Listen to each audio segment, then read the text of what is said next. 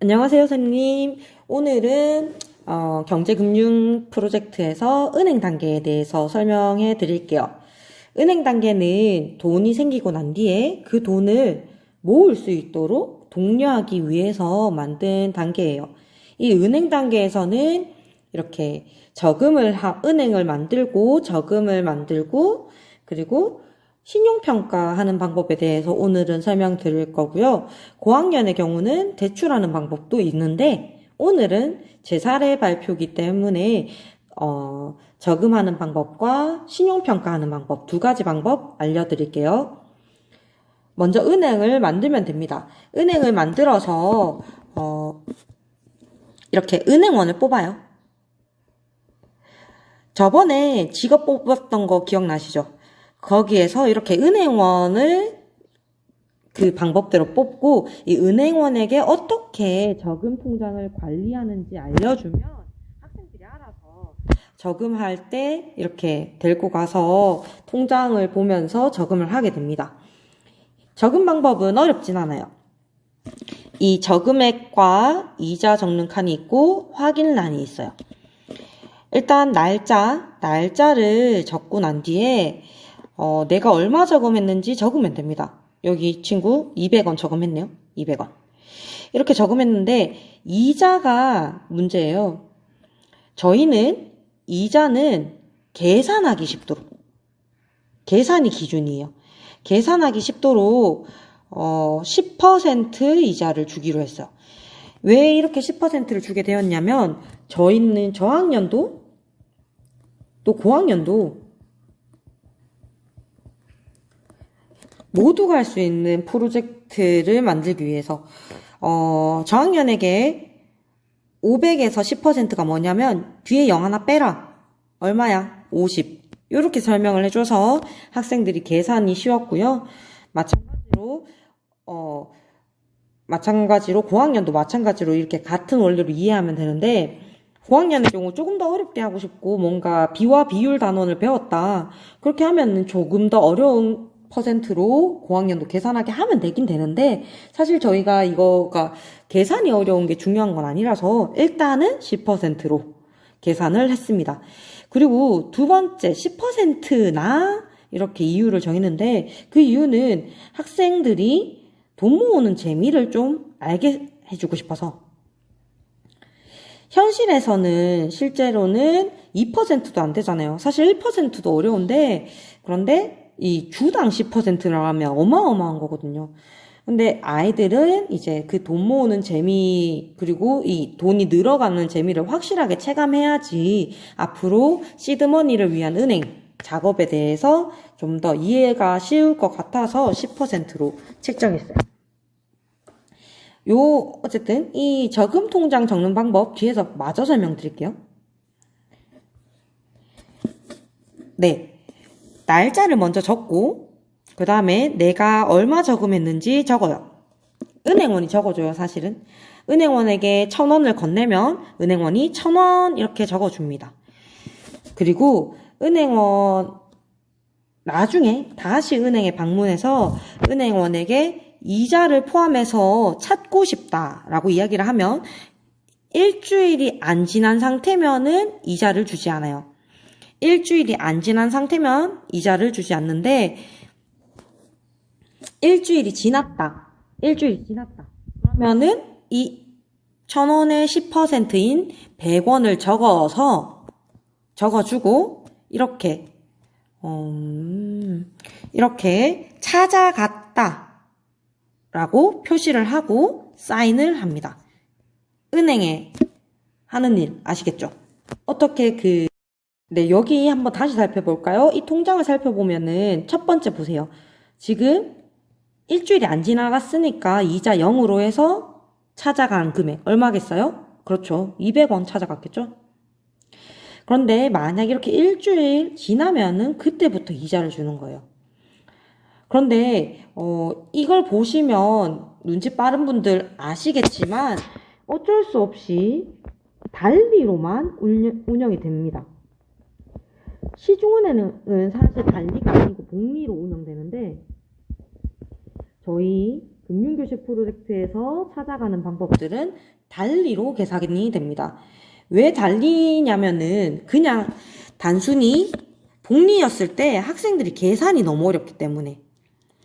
근데 계산이 너무 어려우면은 학생들한테 지금 요는 돈을 모을 수 있다라던가 아니면 은행을 이용할 수 있다라는 주제가 요기 때문에 계산 문제가 복잡하지 않기 위해서 달리의 방법을 활용했어요.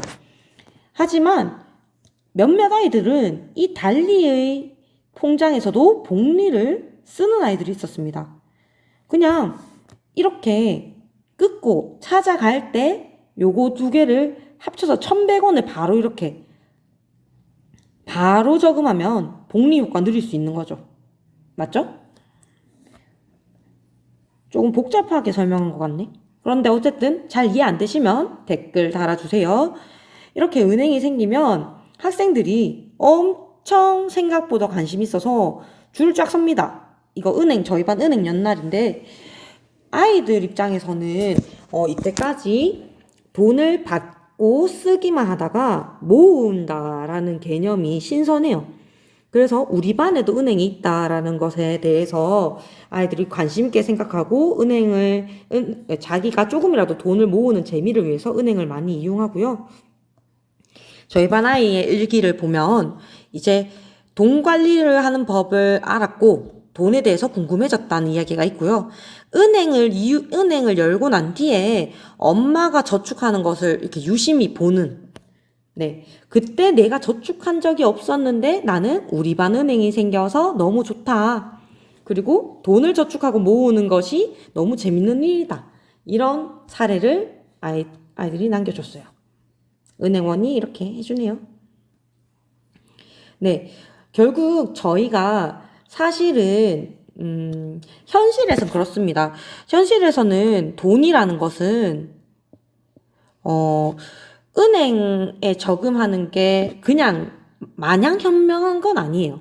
왜냐하면은 여러 가지 투자 방법으로 인해서 더 이율이 높거나 이득이 높은 경우가 충분히 있기 때문이죠. 그렇지만 이 투자라는 거는 무조건 선행으로 공부가 되어야 되고요. 그리고 그 공부를 하기 전에 그것보다도 더 중요한 거는 시드머니입니다. 그래서 중요한 건 이 은행을 왜 하냐, 사실 투자 공부하는 게 낫지 않느냐 이렇게 반문하시는 선생님께서 있을 수 있을 것 같은데 그것보다 중요한 건 우리 아이들이 시드머니를 모을 수 있는 그 끈기가 있어야 된다는 것, 그리고 시드머니가 모여야 투자에 의미가 있다라는 것, 그리고 투자는 공부가 선행되어야 된다는 것, 요거를 알려주고 싶어서 이 은행 단계를 중요시 여깁니다. 네, 이어서 신용이 생겨요 설명드릴게요. 신용이라는 것은 우리 반에 신용 등급이 생긴다는 거예요. 이 신용 등급의 기준은 아이들의 의견과 또 선생님의 그 교실 운영에 대한 철학이 있을 수 있잖아요. 교실 운영 철학을 반영해서 이렇게 기준을 세우시면 됩니다. 지난번에 연수할 때 어떤 선생님께서 이 신용이라는 것이 지금 우리는 경제교실을 하고 있고 경제적 기준이 아니고 약간 도덕적 기준이 우선인 것 같다. 그런데 이렇게 이 도덕적 기준으로 신용평가를 하는 게 괜찮은가에 대해서 이야기해 주셨는데요. 당연히 이거는 예시고 저희 반의 사례니까요. 선생님께서 경제적 기준을 더 우선시 하셔서 그냥 순수한 진짜 신용평가를 하셔도 상관은 없을 것 같아요. 다만 그렇게 신용 기준을 잡고 학생들한테 체크를 하게 하고 신용평가를 하면 됩니다. 경제적 기준으로 신용평가하는 것도 되게 좋은 아이디어인 것 같아요. 그래서 저희는 일주일 단위로 신용평가를 했고 일주일에 한 번씩 신용이 바뀌어요. 예를 들면 지난주에 3등급이었던 은주가 다음 주에 1등급이 충분히 될 수 있는 거죠. 이렇게 신용평가표를 만들면 당연히 혜택이 있어야겠죠? 이 혜택은 당연히 선생님께서 또 학생들과 함께 혜택을 짜면 됩니다. 한번 평가해 볼까요? 이 틀은 저희 인디에도 있고 그 다음에 저희 카페에도 있고 있으니까 활용하셔서 쓰시면 돼요. 이름 도량동, 날짜 적고요. 저는 책을 일주일에 3번 읽었고요. 글쓰기는 일기 쓰기는 이렇게 3번 했어요. 등등등 이렇게 체크리스트를 합니다. 체크리스트를 하고 제가 3번 읽었으면 3칸을 칠하는 거예요. 회색 칸은 서비스 칸이에요. 글 쓰는 건 좀 어려우니까 일주일에 2번만 해도 된다. 선생님께서 이렇게 조언 주시는 거죠. 근데 저는 3번 했으니까 2칸을 완벽하게 다 채울 수 있었어요.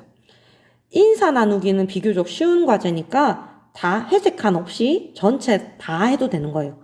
근데 나는 다 했어. 5번 다 했어. 이렇게 색칠하는 거예요.